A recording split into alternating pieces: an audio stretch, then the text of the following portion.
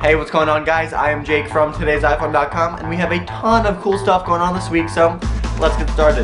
Alright, so the first thing I want to tell you guys about is somebody touched the iPhone 5. Or so they claim. Now, according to this mystery person, the phone has a bigger screen up to 4 inches diagonally, an aluminum rear panel, a liquid metal coating which allows for saturated metal colors, a better quality screen in terms of color saturation, a flat capacitive home button, a flatter profile, a 10 megapixel camera, a prototype version of Siri that's called Assistant, and they also noted that it had poor battery life, but that could just be because it's a prototype. Now all this stuff is basically pretty standard. You know, we're getting back to the iPhone 5 rumors from a couple months ago. The only new things here are the liquid metal coating and the 10 megapixel camera as opposed to an 8 megapixel camera. I'm not sure what saturated metal colors are, but I don't think Apple would really release a blue iPhone or a pink iPhone.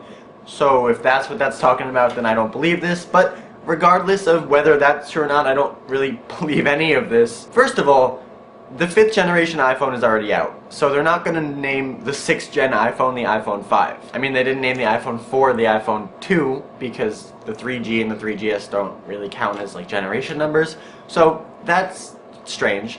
And then, especially following the debacle with the iPhone 4 in the bar that I'm sure all of you still remember, I really highly doubt Apple is letting people that aren't working on the device like feel and hold and even see or know about the device, because, you know, they're such a secretive company. I don't know, this just doesn't really make sense to me. I mean, I'm glad to see that we're getting back to the iPhone 5 rumors again, and by glad I mean disappointed, and I don't want to do that. Ooh, the screen just did.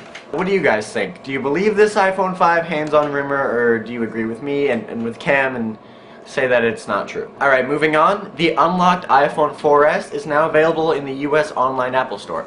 If you head over there now, you can check out the 16GB iPhone 4S unlocked for $649, and then it goes up to $749 for the 32 gigs and $849 for the 64 gigs. Keep in mind that these only work on GSM carriers, so you're not going to be able to use it on Verizon or Sprint, but it's nice to have the option to get an unlocked iPhone and, you know, maybe use it on T-Mobile or something, so definitely check that out if you're interested. Okay, moving on to follow up a story from last week when we told you guys that Apple was working on iOS 5.0.1 to fix some battery issues. Well, it's out now. You can update on iTunes or over the air on Wi-Fi on your device, and I did it over the air on my iPad and my iPhone 4, and it worked fine. I haven't noticed any changes because I wasn't having any battery issues to begin with, so it's nothing to me.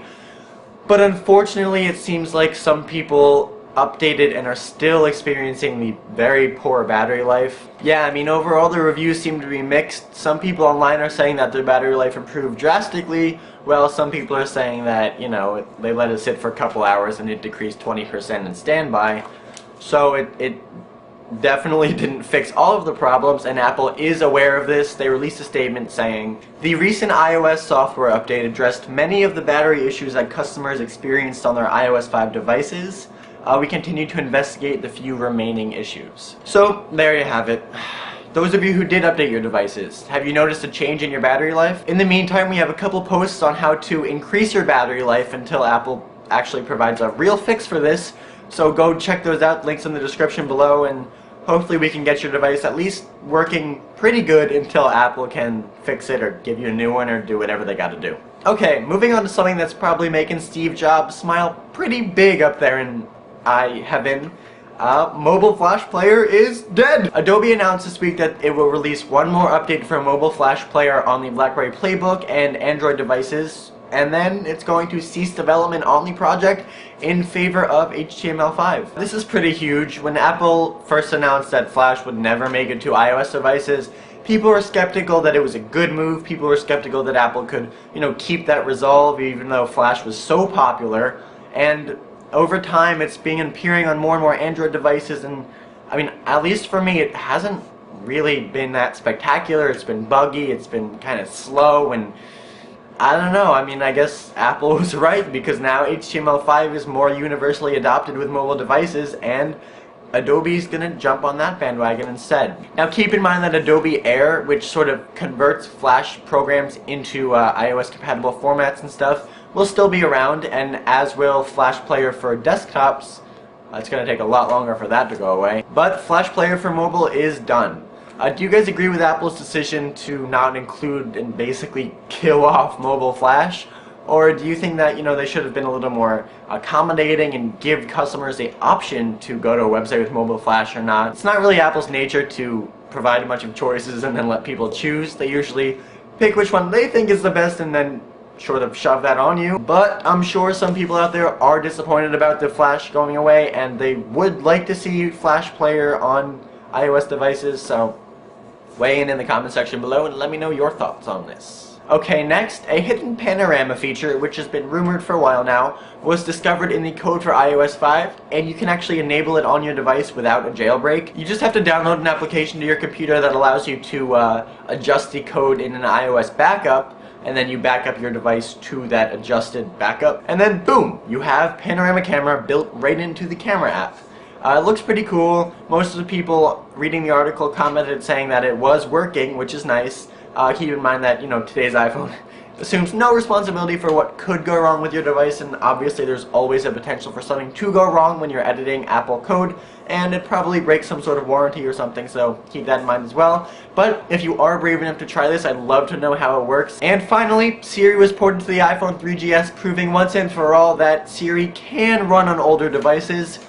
It won't, though, at least not officially. Apple has come out and said that Siri will remain an iPhone 4S exclusive feature. They have no plans to bring it to previous generations, and while at first this could have seemed just like a ploy to get people to upgrade, which I'm sure that's part of it, it turns out that the iPhone 4S has a modified proximity sensor.